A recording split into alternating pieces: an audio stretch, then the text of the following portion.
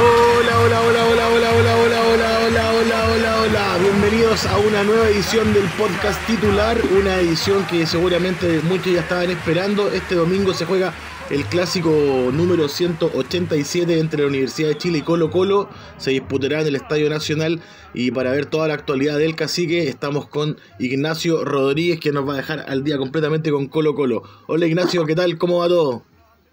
Hola Jorge, ¿todo bien por acá? Expectante a un nuevo clásico, un clásico distinto, un clásico que recién en septiembre vamos a poder vivirlo por el torneo nacional en este año, pero nada, siempre un partido bonito que nos deja mucho que conversar, que hablar, así que conversar sobre todo eso de la actualidad y en este caso del cacique. Claro, un partido que podría marcar un punto de quiebre para ambos equipos. En la actualidad que se juegue sin público, bajo todo este nuevo contexto. Yo he visto que la gente de la U se lo ha tomado muy en serio, creen que este es el clásico donde lo pueden ganar, ya lo dijo Caputo también. Y por otro lado Colo Colo, que viene de perder con Wanderers, también no tiene mejor rival como para poder de repente sacarse esa mufa y dar un punto final a esa derrota, que obviamente con un triunfo ante la U. ¿Cómo lo ve la interna, cómo está la actualidad del equipo colocolino para este partido? Mira, es un clásico, como tú dices, que claramente el rival, en este caso la U, llega un poco mejor, un equipo que dentro de todos ha podido retomar un buen nivel este campeonato, si lo consideramos total, no solamente con la pausa, y un Colo-Colo que deja hartas dudas porque no vimos mucho avance en estos 5 meses, la verdad. El último partido contra Wanderers fue bien opaco en ese sentido, sobre todo la línea defensiva, entonces por ahí saltan dudas que, bueno, siempre son de cara a un clásico, pero además eso también sabemos que los partidos estos son encuentros aparte, entonces puede pasar cualquier cosa. Claro, oye, una pregunta un poco personal ahí sobre la línea defensiva. ¿Qué te pareció Suazo de lateral izquierdo? ¿Por qué está Suazo? ¿Te gusta? ¿Debería estar otro? ¿Cómo lo ves? Mira, la verdad es que no me gustó mucho cómo entró Suazo. Es un jugador que yo, la verdad, siempre me trato de defender. Es un jugador formado en la cantera, que por mi parte siempre trato de resaltar eso. Pero el trabajo que hizo precisamente el contra Wander, la verdad es que no me pareció. En ese sentido también Gualberto Jara lo supo entender a su manera claramente y estuvo trabajando bastante en la semana, sobre todo en esa línea de medio campo hacia atrás. Todavía son trascendidos porque Gualberto siempre espera el último entrenamiento, en este caso el de hoy día, para poder definir formación titular, pero hay en ese sentido varios cambios que estaría metiendo de cara al partido de mañana. Ya. Tenemos alguna formación, no sé si confirmada obviamente a esta altura, pero sí una tentativa. Sí, mira, para complementar lo anterior nomás, los mayores cambios que metería de cara al clásico mañana contra la U sería primero que nada la banda derecha, curiosamente saldría el Torto Paso y entraría Felipe Campo, un jugador que le gusta bastante al hincha, sobre todo que siempre le tiene bastante fe. Otro que también dejaría el puesto titular sería Insaurralde y entraría Barroso. Y también en la misma zona que comentábamos delante, De La Fuente entraría por Suazo, cosa que todavía no es confirmada. Incluso el mismo Torta puede cambiarse de banda, una banda que por cierto no le acomoda del todo, no es su pie más hábil por ese sector, pero De La Fuente en ese caso se usa un poquito más que Suazo en cuanto a puestos similares. También se la jugaría sin sub-20 desde el inicio y por ende saldría Proboste. También tuvo un partido discreto contra Wanderers y entraría Carmona. Entonces ahí quedaría una zona medio ofensiva con bastante más experiencia. Entonces, claro, de ser así, la formación más probable para el partido de mañana iría con Cortés en el arco, una zona defensiva que la conformarían Campos, Saldivia, Barroso y aquí la duda entre De La Fuente o Suazo, como comentábamos. Más adelante la acompañaría Carmona y Fuentes por las bandas para dejar en punta al Leo Valencia y ya en la zona ofensiva un tridente que se repetiría en este caso, que dentro de todo anduvo bien, ya fue como lo más destacable en el partido contra el Caturro, y sería conformada por Volados, Mouche y Paredes en delantera ahí puntuando frente al arco. Ya, tiene hartas novedades Colo Colo de cara a este partido, pensando en lo que pasó frente a Wanderers. Y bueno, me parece una propuesta interesante por parte de Gualberto. Vimos en muchos medios de repente alguna sorpresa en la primera fecha, por llamarlo de alguna forma, primera fecha en verdad, por la titularidad de Paredes y de repente la banca de Blandi. Obviamente Blandi, claro, un jugador extranjero que se trae afuera como refuerzo, que se le firma por 3 años desde San Lorenzo. ¿Cómo se toma esta suplencia de repente del argentino por parte del hincha? Se la toma con calma igual, la verdad es que mientras esté Paredes en forma, la verdad es que cualquier jugador que esté me parece que no tiene mucho que pedir, o sea, ya parte en desventaja en cuanto a apoyo popular, por decirlo así, entonces de esa manera se entiende. Por el lado de Paredes también habló este lunes, a diferencia de otros clásicos, donde estamos acostumbrados a vivir una telenovela con Paredes, que pasa por lesiones, que pasa porque sí, porque no, y termina rompiendo el fin de semana. Ya medio que escala, yo creo, ¿no? Puede ir por ahí. Es cábala, pero en este caso fue un poco más estable. Habló el lunes, de hecho, bastante cómodo se sintió. La verdad es que molestias las comunes en la zona del aductor, pero nada que le complique estar desde el arranque mañana. Y ojo que también podría cumplir algunos récords. Claro, hoy hablando sobre eso mismo, ¿cuáles son los récords los nuevos récords a esta altura que podría alcanzar Paredes en este clásico número 187 frente a la U? Mira, el principal y que más llama la atención es el de goleador en el Superclásico. La verdad es que el título de Killer en este caso lo tiene el otro tanque, el tanque Campo, un referente de la U, que suma 16 goles. Paredes tiene 15, entonces está solo un gol de convertirse en el máximo anotador de Superclásico. Y por otro lado también, de sumar al menos un minuto, ya se convertiría en el jugador de más edad en disputar este tipo de partidos. Ojo que uno que le sigue en esta lista, ya no forma parte de Colo-Colo obviamente, Justo Villar, que disputó un Superclásico con 39 años, entonces también sería el primero en disputarlo con 40, cosa que no se ha visto antes y muy llamativo, porque Paredes muy sabido ya la edad que tiene y todo, pero sigue mostrando un buen nivel, sin ir más allá con el golazo que le metió a Wanderers ahí el fin de semana pasado.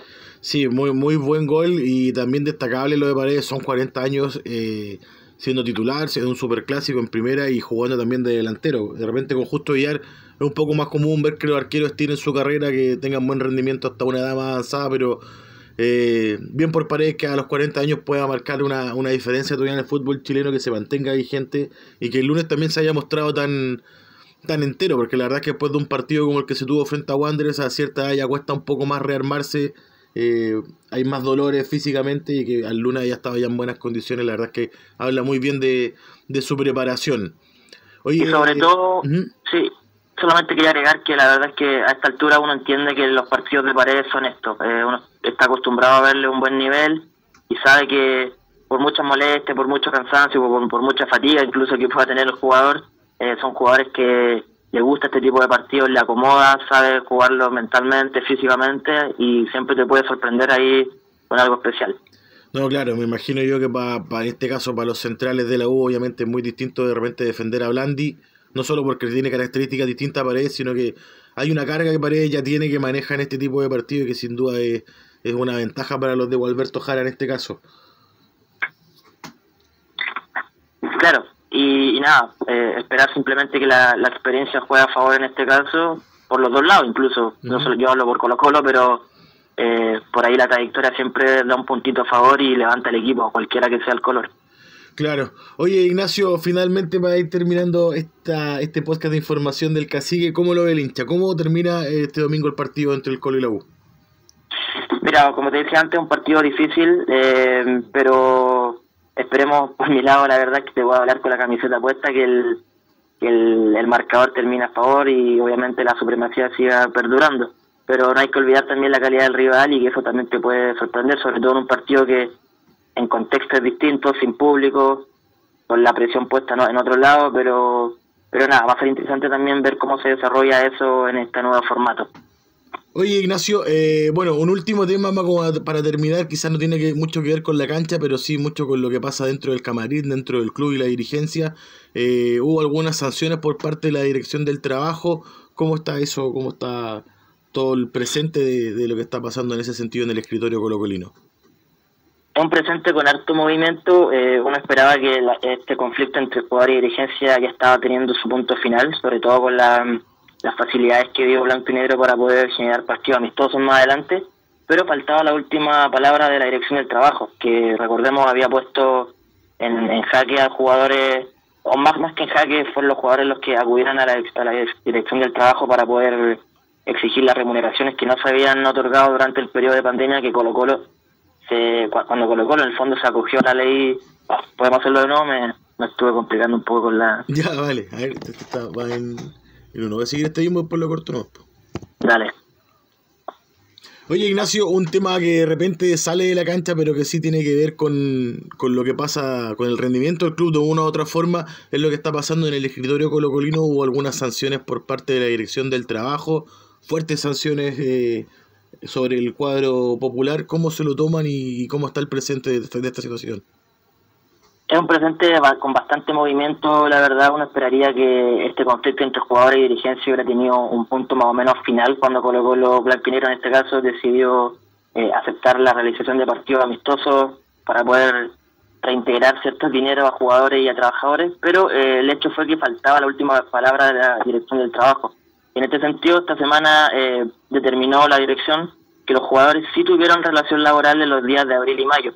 Esto fue cuando precisamente Colo-Colo trabajó el plantel por Zoom, ya con todas estas indicaciones físicas y de entrenamiento que fueron llevadas a cabo por videollamada y que en el fondo pertenecían a un contrato y estaban siendo parte del trabajo diario de los jugadores. Entonces, lo cierto es que Colo-Colo va a tener que pagar esos días donde se trabajó en el fondo con los jugadores. ¿Ya? Generó esto obviamente movimiento, repercusión, porque sin duda era un gasto que Blanco y Negro no tenía en cuenta, sobre todo porque consideraban y tenían la idea de que acogerse a la ley de protección del empleo le iba a ayudar, pero lo cierto es que no fue así. Chuta, complicado presente ahí en ese sentido. Me imagino que las aguas de forma personal entre dirigencia y jugadores ya están un poco más tranquilas, pero esto obviamente la viene a remover una vez más. Y bueno, lo remueve, sí, lo remueve, y también porque hay otras multas asociadas también a este tema que no dejan de ser menor. Incluso la dirección del trabajo sentenció que no hubo trabajo convenido, entre ellos también no se pagaron las remuneraciones, como explicábamos antes, y también que no exhibieron toda la documentación y liquidaciones exigidas por la inspección para fiscalizar. Esto en suma quiere decir que Colo-Colo no se acogió debidamente a la ley, claro. ¿Ya? Entonces también generan repercusiones porque la interna dirigencial ya estaba movida, y esto sin duda también genera una consecuencia de plata, sobre todo, que Colo-Colo no la pasa bien con la billetera, y ya sabemos todo lo que generan estos problemas al final. Claro, tendrá que muñequearlo de alguna forma, Moza. Bueno, la verdad es que con el asunto del dinero no hay mucho que hacer. Seguramente puede haber alguna apelación y se puede buscar un punto medio, pero sin duda que va a haber que desembolsar plata, harta plata, y bueno, veremos cómo se lo toma en este caso la dirigencia del Cacique, que yo creo que dentro de todo también deben querer que este tema termine lo antes posible y no hablarlo más. Claro, porque bueno, ya empezamos de lleno en lo que sería la renovación del campeonato, y las fichas tienen que estar siempre en lo deportivo. Sabemos que estas cosas interfieren, sobre todo porque son líos de plata que afectan directamente a los jugadores. Entonces uno esperaría que esto a un nivel de club de Colo-Colo no sucediera, pero con Colo-Colo nunca se sabe, la verdad. Oye, Ignacio, muy bueno el reporte, muy bueno el informe, te agradezco. A toda la gente que también quiera saber qué está pasando con la U, lo invito a escuchar el podcast de Universidad de Chile, donde también repasamos todo el tema del Superclásico desde la otra vereda. Síguenos también en nuestras redes sociales y por supuesto búsquenos en YouTube y en Spotify como Diario Titular. Conversábamos con Ignacio Rodríguez, mi nombre es Jorge Rodríguez, no somos hermanos, no somos primos, pero desde ya nos despedimos. Un abrazo, Ignacio, gracias por todo. Abrazo a ti, Jorge, y a todos los seguidores de Titular. Y también, claro, por supuesto a todos los oyentes, me despido. Nos vemos en la próxima edición del podcast Titular. Chau, chau, chau, chau, chau.